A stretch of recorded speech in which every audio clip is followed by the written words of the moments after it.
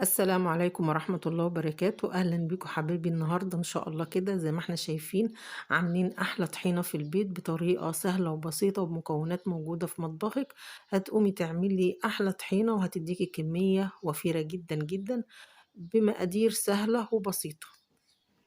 أنا زوزو ودي قناتي. لو أول مرة تشوفيني أتمنى إنك تنوريني كده بلايك واشتراك في القناة وتفعيل الجرس عشان يوصلك كل جديد من مطبخ زوزو.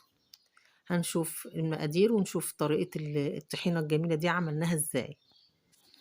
بسم الله الرحمن الرحيم. اهلا بيكم حبايبي في مطبخ زوزو. النهارده حبايبي ان شاء الله كده زي ما شفنا في اول الفيديو عملنا احلى طحينة في البيت. بس قبل ما نقول المقادير بتاعنا هنسمي الله ونصلي على رسول الله. اللهم صل وسلم وبارك عليك يا حبيبي يا رسول الله. معايا حبايبي كده كوباية من السمسم، كوباية من السوداني، كوباية من الزيت. دي كوباية بشكل مبدئي، هقولك أنا خدت قد إيه بالظبط زيت، وكوباية من الدقيق، ومعلقة صغيرة خالص يعني ربع معلقة صغيرة ملح، وزيها سكر. زي ما احنا شايفين حبايبي المقادير بتاعتنا بسيطة جدا. أنا جايبة ربع كيلو سمسم واخدة منه كوباية واحدة بس، والسوداني برضو كوباية واحدة بس. قلنا إيه عشان لو مش عايزة تعملي الكمية كلها، احنا قلنا نجرب الأول في نص الكمية، عايزة تضاعفي هنضاعف إيه الكمية اللي احنا عايزينها. هنشوف كده الخطوات بتاعتنا بالتدريج واحدة واحدة. باجي على عين البوتاجاز حاطين طاسة سخناها كويس. هنزل بقى بكوباية السمسم. السمسم بتاعنا طبعا نضيف متنقي كويس، يا دوبك بس انا هسخنه علشان اخرج الرطوبة بتاعه منه. زي ما احنا شايفين حبايبي كده انا بقلبه بايديا. اول ما احس بالسخونة بتاعته هروح جاي رافعاه من على النار. بنقلبه كده لمدة نص دقيقة او دقيقة بالكتير.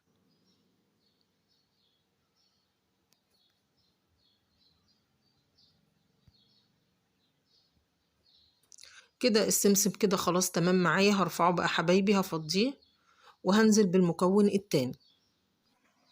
كده حبايبي فضيت السمسم معايا، وفي نفس الطاسة حبايبي هنزل بالسوداني برضو هديله تحميصة كده اخرج برضو الرطوبة منه. هقلبه تقلبتين كده دوبك يسخن معايا برضو كده، واروح جاي شايلاه وهنزل بالمكون التالت اللي معانا اللي هو الدقيق.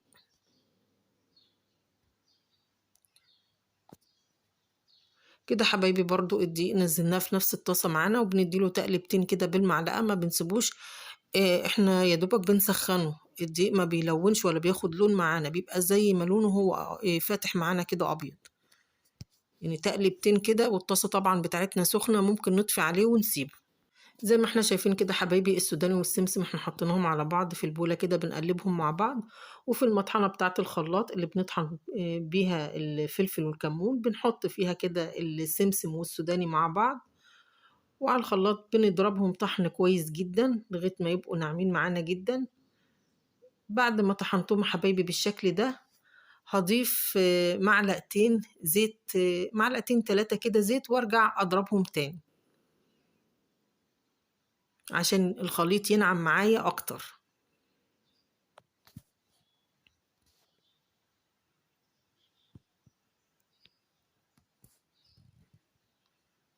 شايفين يا حبايبي لما حطيت الزيت الخليط معايا بقى الطحينة خلاص اهي، بقت بسم الله ما شاء الله نازلة ناعمة جدا.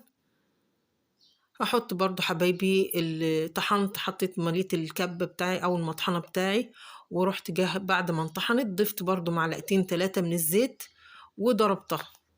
الزيت يا حبايبي بيخلي يحرك الخليط معايا في المطحنة. شوفوا عاملة ازاي ناعمة خالص، بقت معانا طحينة. يعني هي دلوقتي بقت جاهزة. هكمل يا حبايبي المقدار اللي معايا كله بنفس الطريقة. يعني هطحنهم، هطحن الأول في المطحنة، وبعد ما ينعم معايا الخليط أروح جاي ضيفاله معلقتين 3 من الزيت عشان يحركوا معايا جوه. شايفين يا حبايبي الخليط ناعم جدا. هنشوف بقى دلوقتي الخطوة اللي بعد كده. كده فضينا كده خلصنا الكمية اللي معانا كلها. هنشوف الخطوة اللي بعد كده بقى هنعمل ايه حبايبي. في شفشق الخلاط بنفضي المكونات دي كلها. هنا يارو بتدوقها. فضينا حبايبي كل الكمية اللي معانا، وهنزل بباقي الزيت، بقية الكوباية اللي معايا الزيت، وهننزل ب3 4 معالق من الدقيق. هنا يا حبايبي الزيت والدقيق معايا لزيادة الكمية فقط. هضرب بقى يا حبايبي الخليط بتاعي كويس جدا، وهضيف بقى التركية بتاعي رشة صغيرة من الملح، ربع معلقة صغيرة، وربع معلقة صغيرة من السكر، دي مادة حافظة للطحينة. ده شكل الخليط بتاع حبايبي بعد ما طحنته. هنضيف حبايبي بقية كمية الدقيق اللي معايا، هو خد دلوقتي كوباية الدقيق كاملة، وضفت كمان نص كوباية، يعني كده إجمالي الزيت اللي أنا ضفته كوباية ونص من الزيت.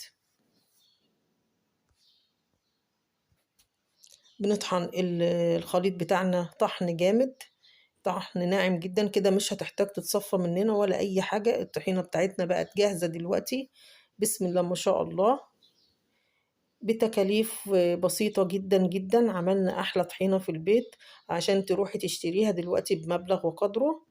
دلوقتي عملنا أكتر من نص كيلو طحينة، من كوباية سمسم وكوباية زيت وكوباية سوداني ودقيق. عملنا أحلى طحينة في البيت، ريحتها وطعمها بقى في منتهى الجمال. هتنفعنا ان شاء الله كده في طبق الفول في سحور رمضان، تعملي بابا غنوج، تعملي طحينة جنب اي مشاوي. ما شاء الله الطحينة بتاعتنا ما شاء الله ناعمة جدا. ودلوقتي ومش هتعمل معاكي اي تكتلات. لو تكتلت منك هيبقى التكتل بتاعها نسبة بسيطة، عشان تفكي التكتل هتقلبيها ببعضها بس كده. لكن انتي لو طحناها خشن هتعمل لك تكتلات تقيلة. لكن الطحينة بتاعتنا جميلة جدا ومضروبة ناعم جدا. أتمنى الفيديو بتاعي يعجبكم، وما تنسوش لايك واشتراك للقناة وتفعيل الجرس عشان يوصل لكم كل جديد. يا أحلى أخوات وأحلى حبايب، وأتمنى طريقتي تعجبكم وتقولوا لي رأيكم في الطحينة بتاعتي في الكومنتات. عملنا أحلى طحينة بمكونات بسيطة جدا جدا. لو حابة تضعف الكمية هتضعفيها، بدل ما هنخليها كوباية تمن سوداني، لا هنخليه ربع سوداني ربع سمسم، وبتضعفي الكمية بتاعتك. والزيت طبعا على حسب ما الكمية بتاعتك هتاخد، بدل ما هي كوباية ممكن 2 أو كوبايتين ونص على حسب ما هتاخد. والدقيق برضه، الدقيق يا حبايبي قلنا لمضاعفة الكمية. أتمنى الفيديو يعجبكم، وأشوفكم إن شاء الله في فيديو قريب، والسلام عليكم ورحمة الله وبركاته. ويا رب كده الفيديو طريقتي تعجبكم، واستنى ردكم كده في التعليقات. ما تنسوش لايك واشتراك في القناة وتفعيل الجرس على الكل عشان يوصلكوا كل جديد من مطبخ زوز. باي.